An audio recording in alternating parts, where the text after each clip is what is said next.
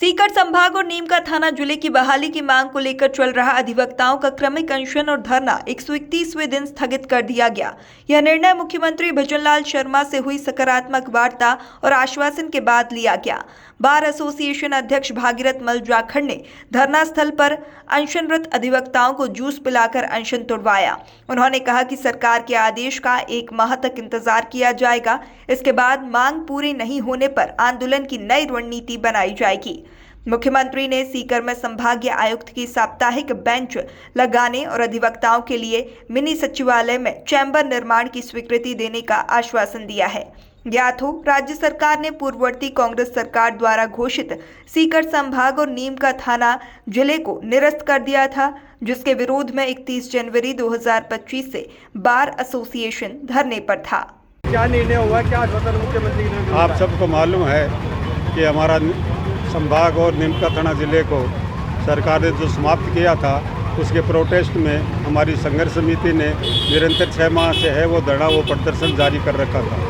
और हमसे सीएम साहब जब यहाँ सीकर पधारे थे तो उन्होंने हमें सीएमओ में आमंत्रित किया था कि हम आपके साथ बैठकर इस मुद्दे पे है वो विचार करेंगे सकारात्मक रूप से।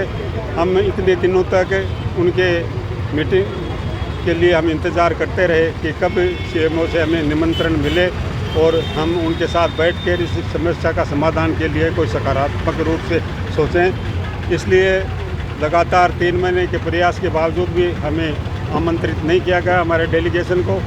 इसके बाद जब परसों 27 तारीख को या सीएम साहब पधारे थे तो हमने उनका प्रोटेस्ट, उनका विरोध करने का निर्णय लिया था। उसके बाद में जिलाधीश महोदय से मैसेज आया कि आपकी जो मीटिंग है वो हमने 28 तारीख को 11:30 बजे तय कर दी है।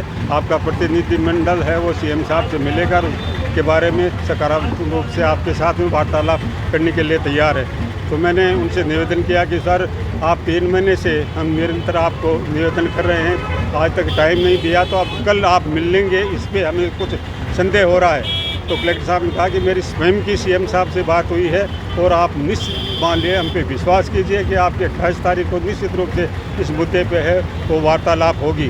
तो 28 तारीख को हमारा डेलीगेशन सीएम साहब से मिलने के लिए गया था और हमने मुख्य रूप से हमारी जो ज्ञापन था वो 3 ज्ञापन था कि हमारा संभाग पुनः बहाल किया जाए, वैकल्पिक रूप से हमारा अतिरिक्त संभागीय आयुक्त परमानेंट कोर्ट है या स्थापित किया जाए और हमारे जो कोर्टें बन गई हैं नई, उस परिसर के अंदर हमारे चैम्बर्स के लिए है वो वित्तीय स्वीकृति जारी की जाए।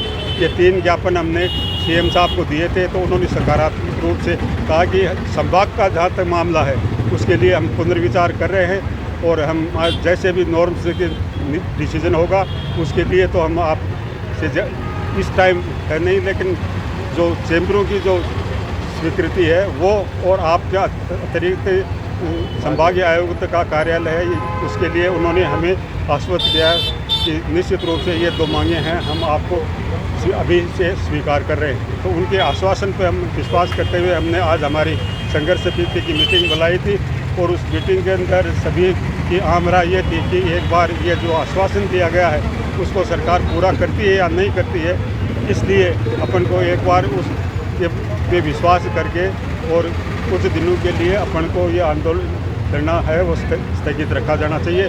तो हमें उस सरकार के आदेश की इंतज़ार करेंगे और 1 महीने बाद में हम पुनः हमारी संघर्ष समिति की मीटिंग बुला के यदि वो आश्वासन पे पूरा नहीं करते हैं तो हम संघर्ष के लिए आगे विचार करेंगे। ठीक है।